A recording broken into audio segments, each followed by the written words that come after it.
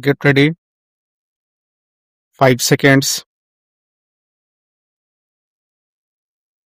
Mr.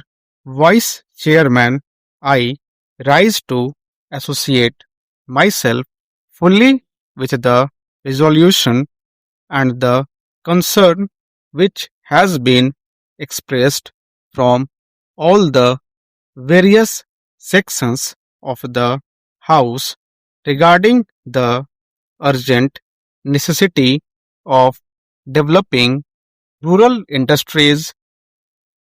As time passes by, we are reaching a situation in our rural areas where something desperate need to be done immediately if we want to preserve the social stability of the country and also to see that full use is made of the time and talent of the people in the rural areas which go west today, as has been pointed out in the resolution.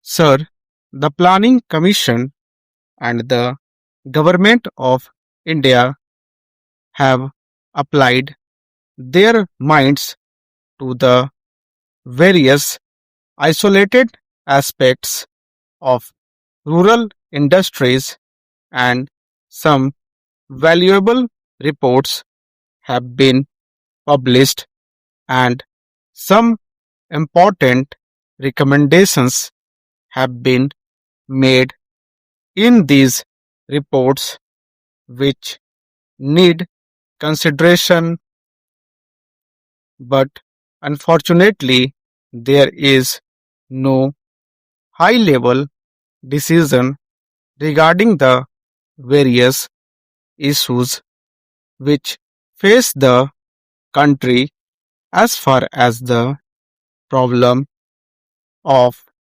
rural industrialization is concerned. We are not quite clear as to what, first of all, rural industries mean and what rural industrialization implies.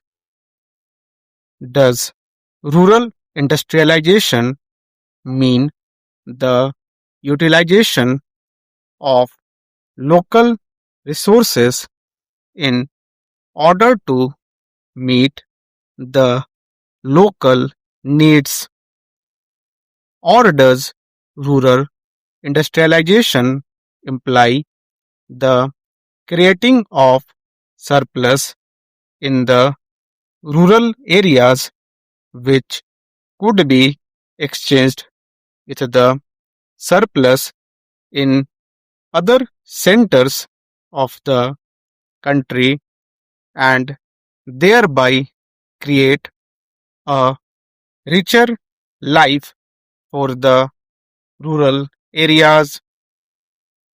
Various opinions have been expressed with regard to this problem, but there is no authoritative determination of the policy regarding the meaning of rural industrialization.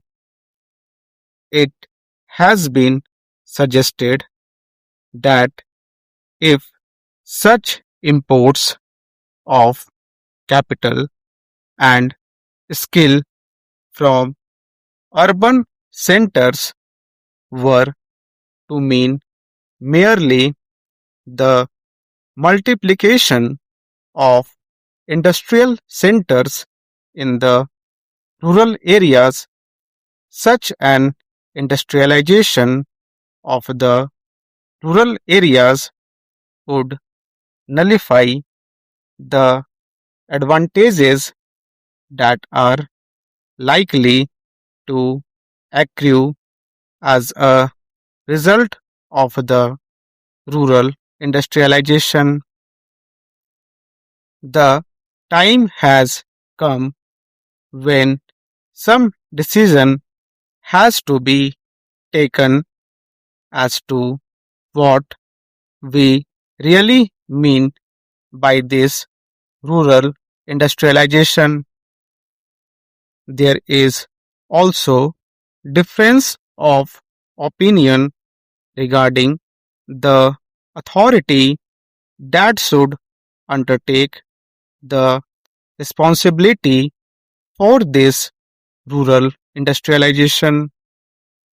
From the literature that has been published in this connection, it is quite obvious that two distinct and powerful schools have developed regarding this issue.